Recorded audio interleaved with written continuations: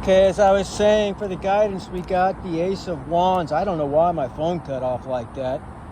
Anyways, it says the start of something new, opportunity, changes, creativity, energy, inspiration, and good news.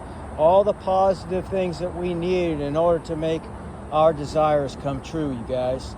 So the guidance is basically just giving us assurance that we have what we need already. Now, in terms of the potential outcome, it got a little strange. Pulled the devil. Now, the devil can be a person, the devil can be a situation, but deals basically with the presence of temptation of some sort.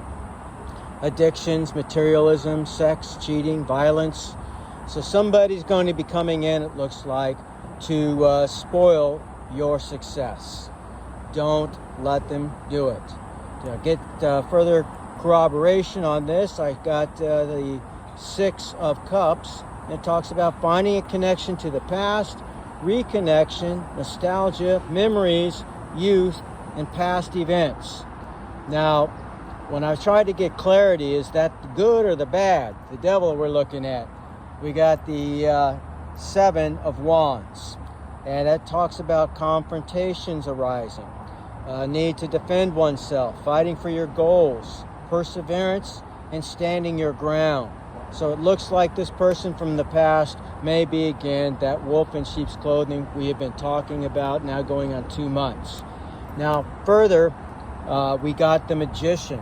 So again, it's re-emphasizing for the 4th time to utilize the skills you already have at your disposal.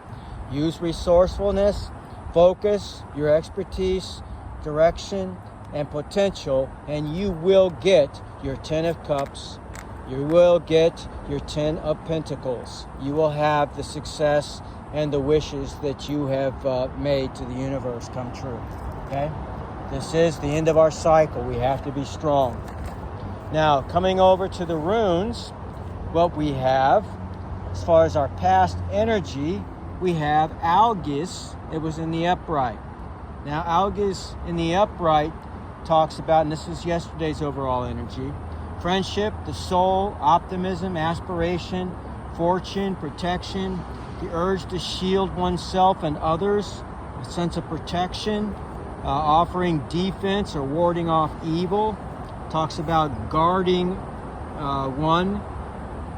It talks about being connected with the gods, the awakening, and using your intuition. Okay? Awakening and using your intuition. Now, in terms of the present, what we pulled was Perthrow in the upright. Now, Perthrow in the upright is the dice. It stands for games, gaming, chance, mystery, secrets. It talks about destiny, those things which are hidden or secret. It talks about occult abilities. It talks about occult knowledge, or those things which are hidden, esoteric in other words. Talks about determining one's own path, being able to see one's own destiny. It talks about things that are feminine, the divine feminine, female fertility, the vagina, things of that nature. It also talks about good luck, fellowship, and joy. So it talks about very, very good things. And that's our present energy. All right, now as far as our influences go, we got to the left, Hagles. Now, Hagles talks about hail, limits, upheavals, risks, delays. It talks about basically those things which are without our control, which are sure to happen in our lives. But it also talks about a sense of inner harmony and knowing that we can overcome, and it could be worse. Okay, it could always be worse, no matter what the outcome, no matter what the situation. Now, the other side, as far as an influence goes, we got Yara again. And Yara talks about, in the upright, years, cycles, harvests. It talks about legalities and rewards. It talks about peace and commitment. Really what it's talking about is the results of all your earlier efforts being made manifest. So the fruits of your labor.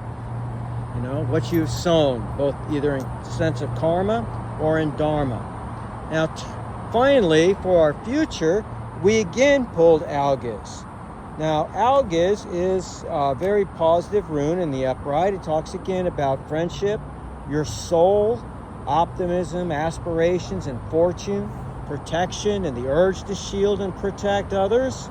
It talks about defense, the warding off of evil, guarding others.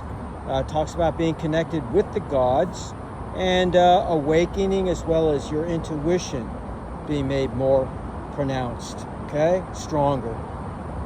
So very, very good, especially since the overall energy of our tarot is telling us basically those are the things that we need the most right now.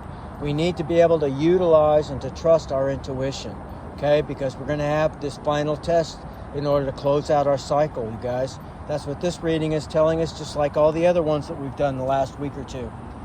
All right, now as far as love cards go, I've got the clock and self-indulgence. The clock talks about a need